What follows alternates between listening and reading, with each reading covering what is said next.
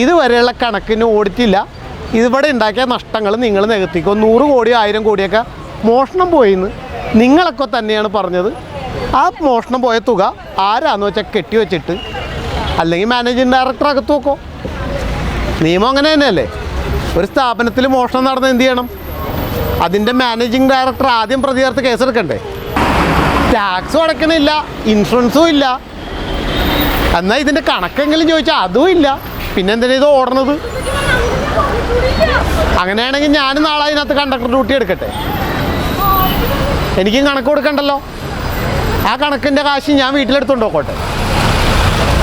അത് പറ്റുമോ?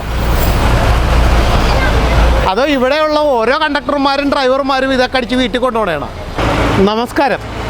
ഇതാ KSRTC എൻ്റെയും കേരളത്തിലെ 3.5 കോടി ജനങ്ങളുടെയും നികുതി പണം അടച്ച് പണ്ടാരമടയ്ക്കൊരു സാധനമാണ് ഈ കാണുന്നത്. ആ ബസ്സൊക്കെ ഓടുന്നത് കണ്ടോ? ഈ ബസ് ഓടിയിട്ട് എത്ര രൂപ കൈ കിട്ടിയെന്ന് ചോദിച്ചപ്പോൾ ഇതിൻ്റെ കണക്ക് ചോദിച്ചു കഴിഞ്ഞപ്പോൾ എന്നോട് പറയുക 2015-2016 സാമ്പത്തിക വർഷം വരെയുള്ള വാർഷിക കണക്കുകൾ മാത്രമേ C&AG ഓഡിറ്റ് പൂർത്തിയാക്കി ഗവൺമെൻറ്റിന് സമർപ്പിച്ചിട്ടുള്ളൂ. ആയതിനാൽ താങ്കൾ ആവശ്യപ്പെട്ട വിവരങ്ങൾ നൽകുവാൻ സാധിക്കുന്നതല്ല. ഞാൻ ചോദിച്ചത് 2020, 2021, 2022, 2023 ഇത്രയും കാര്യങ്ങളെ ഞാൻ ചോദിച്ചിട്ടുള്ളൂ. ഇതവരുടെ കയ്യിലില്ല. 15-16 വരെ ഇവർ ഓഡിറ്റ് നടത്തിയിട്ടുള്ളൂ. ഇത് തന്നെയാണ് ഞാൻ പലതവണയും പറഞ്ഞത്. ഈ ഇരിക്കണ മുഴുവൻ കള്ളന്മാരാണ്. ഇതാണ് ബിജു പ്രഭാകരൻ പറഞ്ഞത്. ഇതിൽ നിന്നൊരു 100 കോടി അവിടെ കാണാണ്ട് പോയി, 500 കോടി ഇപ്പുറത്ത് കൂടി പോയി, 7000 കോടി ഇതിൽ കൂടെ കാണാണ്ടൊക്കെ പോയി എന്നൊക്കെ പറഞ്ഞില്ലേ? അതൊക്കെ ഈ കണക്കിൽ വരും. ഇനി ഇതിലും വലിയൊരു വിഷയമുണ്ട്. ഇതാ KSRTCയും KSWIFTും തമ്മിലുള്ള എഗ്രിമെൻറ്റ്. KSRTCയുടെ മാനേജിങ് ഡയറക്ടറായ ഇന്നയാളുടെ മകനായ ബിജു പ്രഭാകരൻ എന്ന വ്യക്തിയും KSRTC സ്വിഫ്റ്റിൻ്റെ ഇന്നയാളുടെ മകനായ ബിജു പ്രഭാകരൻ എന്ന രണ്ടാം പാർട്ടിയും തമ്മിൽ ഒരേ പേരിലുള്ള 2 ആൾക്കാർ തമ്മിലുള്ള ഒരു എഗ്രിമെൻറ്റ്.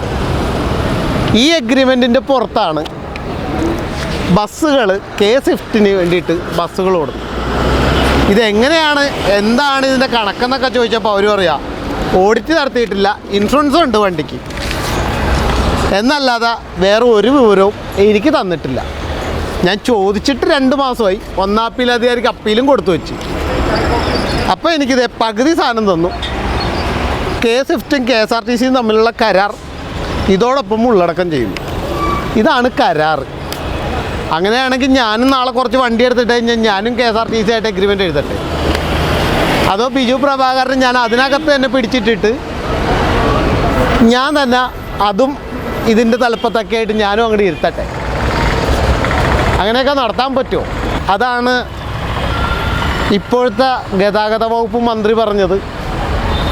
KSWIFT അല്ലെങ്കിൽ KSRTC നേരെയാക്കാൻ പറ്റുമെന്നൊന്നും എന്നെക്കൊണ്ട് സാധിക്കുന്ന കാര്യമല്ല. വേണമെങ്കിൽ അതിലെ ഇല്ലറ ചില്ലറ കുറച്ച് കാര്യങ്ങളൊക്കെ നേരെയാക്കാൻ ശ്രമിക്കാം എന്നേ പറഞ്ഞോളൂ.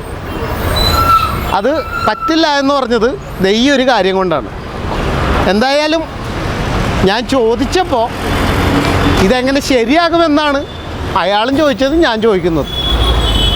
എന്തായാലും ഇങ്ങനെയൊക്കെ തന്നെയാണ് KSRTC തട്ടിപ്പടക്കുന്നത്. ഈ കാണുന്ന ബസ്സിന്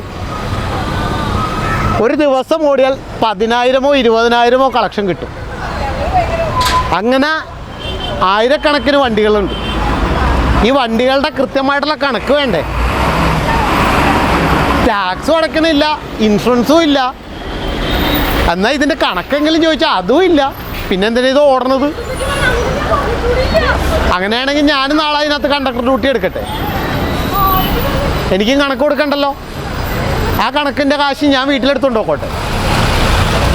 അത് പറ്റുമോ? അതോ ഇവിടെയുള്ള ഓരോ കണ്ടക്ടർമാരും ഡ്രൈവർമാരും ഇതൊക്കെ അടിച്ച് വീട്ടിൽ കൊണ്ടുപോകണം? ഡീസൽ KSRTCയുടെ വക, അതായത് നമ്മുടെ നികുതി പണത്തിൽ നിന്ന് അടയ്ക്കുന്ന തുക വെച്ച് ഡീസൽ അടിക്കുന്നു, ഇതിൽ നിന്ന് കിട്ടുന്ന പിരിവെടുത്ത് കണ്ടക്ടർമാരും ഡ്രൈവറും വീട്ടിൽ കൊണ്ടുപോകണം? അല്ലല്ലോ.